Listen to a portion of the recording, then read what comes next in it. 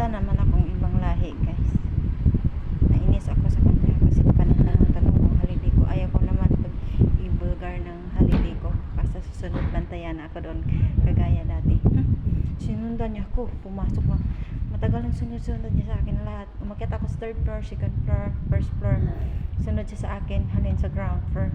Sinundan niya ako. Nabantayan niya ako kahit mamili. Hindi ko pa rin siya pinapansin at kahit tinatanong niya ako. Nahayaan ko sila. Bumahala ka dyan. Pagbalik ko, bumaba doon ako sa Victory. Pumasok doon ako parang kaya lang doon, guys. Nainis ako talaga sa kanya. Sino mapansin sa kanya yun? Sabi ko, huwag niyo akong kung tanong, hindi ako sasagot sa iyo. Sabi ko, hindi ako kahit matagal usap na sa akin, hindi ako nag-usap sa kanya, guys.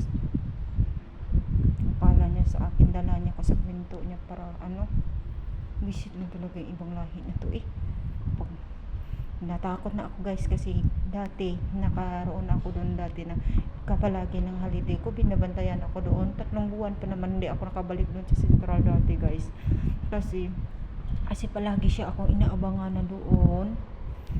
Kaya nga umalis ako doon sa Central, doon ako naman sa Wansay. Ngayon ayaw ko na.